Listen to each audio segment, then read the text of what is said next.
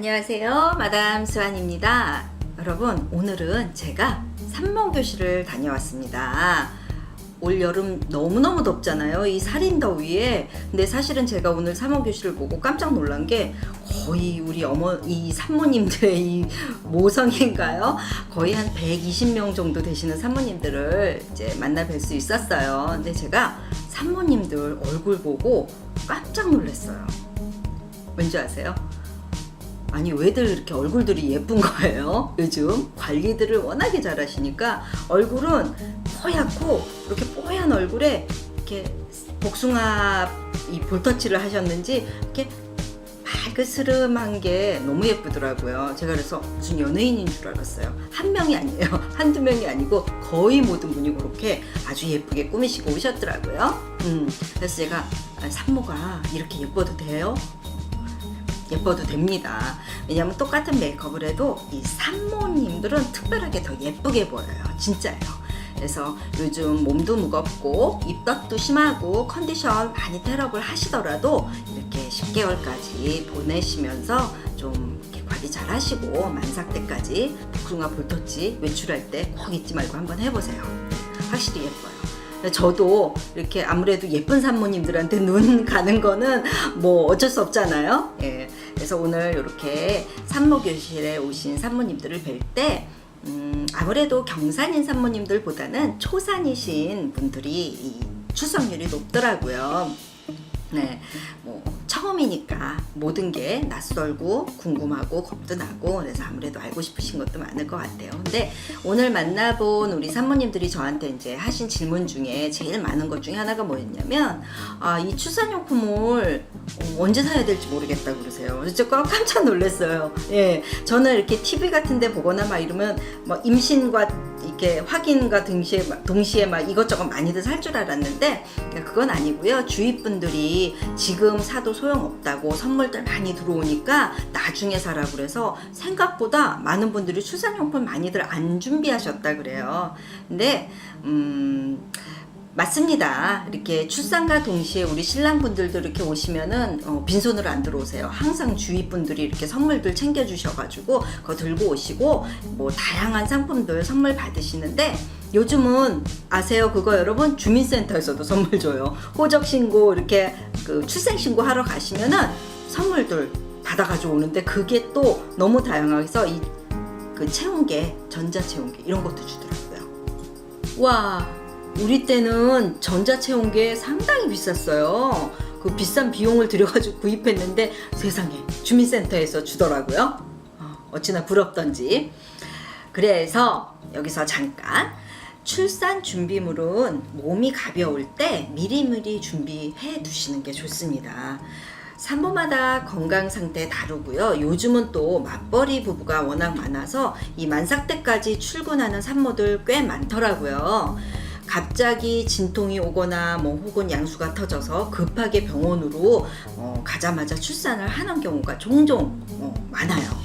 그렇기 때문에 뭐 기본적인 신생아 용품은 최소의 개수로 미리 구입해 놓으시는 게 맞습니다. 퇴원 후에 이제 병원에서 아이를 낳고 퇴원 후 보통 산후조리원에서 2주 정도 관리를 받으시잖아요. 이제 그러고 나서 2주가 지나면 이제 대구로 오시고요. 본격적으로 이제 그때부터는 내가 직접 육아에 동참을 하시게 되잖아요. 그렇기 때문에 그때그때 필요한 상황에서 당황하지 않고 사용을 하실 수 있는데요. 여기서 이제 제가 몇 가지 가장 필수 품목만 잠깐 설명을 해드릴게요. 자, 첫 번째, 베네저고리는 태어난 직후부터 사실 2주 혹은 3주 정도면 끝나요. 더 이상 착용 안 되고요. 병원이나 산후조리원에서 이렇게 증정 많이 하거든요. 그렇기 때문에 베네저고리 같은 경우는 굳이 많은 양을 사실 필요는 없어요. 그렇기 때문에 그래도 내가 첫 저고리 태어나서 입는 옷이기 때문에 좀 이렇게 예쁜 거 사고 싶잖아요. 한 장만 준비를 해 두세요. 그리고 나서 필요에 따라서 그때 이제 실내복이라든지 바디수트라든지 네이로 대체를 할 수 있기 때문에 그런 거는 한 장씩만 준비해 두시면 좋으시고요. 두 번째는 거즈, 수건입니다. 신생아용품. 근데 이 수건도요, 사실은 종류가 두 가지가 있어요. 일명 솜사탕 수건이라고 하거든요. 그거는 정말 솜사탕 만지는 것 같아요. 그래서 그런 것들은 아기 눈이라든지 얼굴, 턱 주변 이렇게 이제 닦는 위주로 5장 필요하고, 일반 5장은 이제 엉덩이 같은데 닦아줄 때, 그래서 조금 구별은 해서. 이런 것도 가격 차이도 있기 때문에 우선은 10장을 준비해 두시고, 또 모유를 먹는 아이와 분유 먹는 아이와 이 거즈 사용 또 용도 다르거든요. 그래서 그때 필요한 만큼 구입을 하시면 되기 때문에 처음에는 10장 정도만 5장 이렇게 준비해 두시면 편하실 거예요.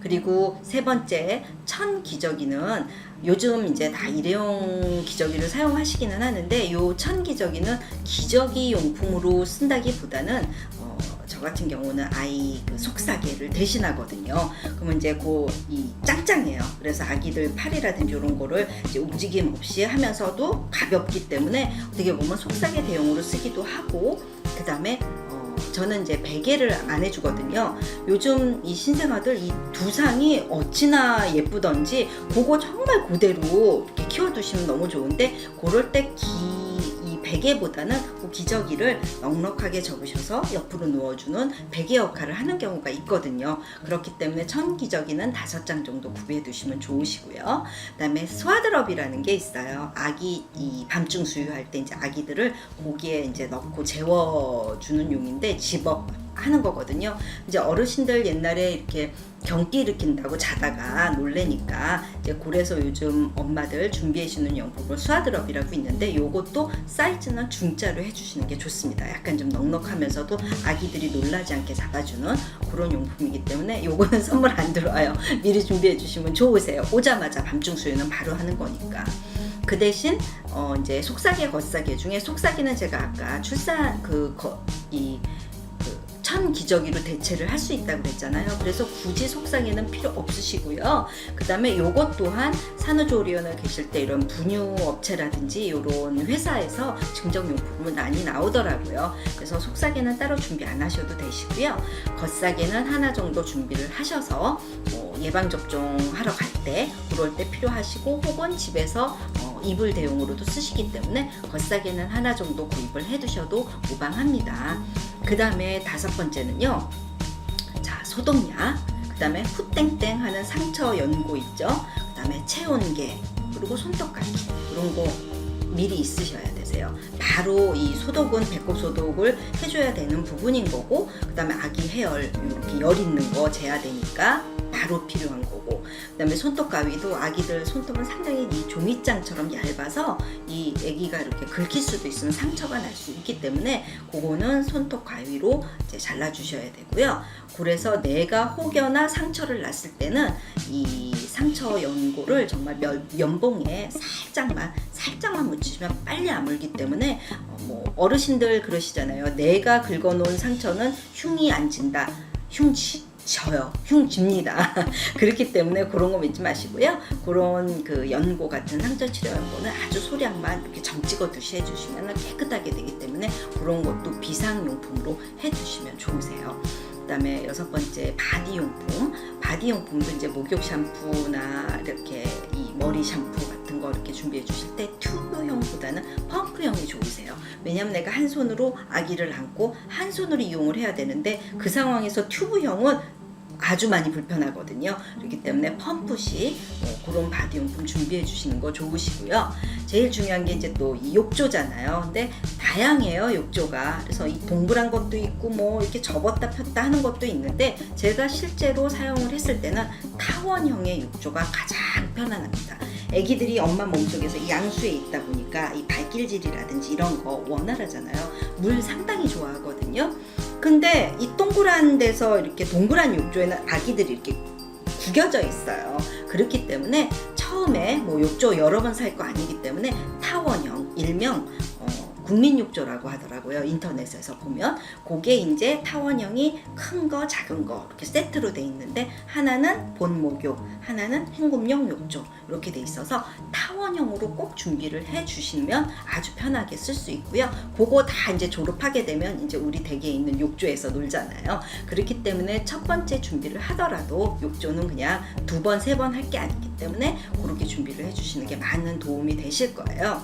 그 다음에 방수 패드는 2장 준비해 주셔야 되시고요. 그리고 특별하게 마지막으로 이제 이 침구류 같은 경우는 뭐 예전에야 뭐 침대 생활을 안 했으니까 뭐 요 있고 패드 있고 뭐 이불 있고 막 하는데 요즘은 그런 거보다는 계절용 블랭킷을 준비를 해주시는 게 훨씬 더 경제적이겠죠.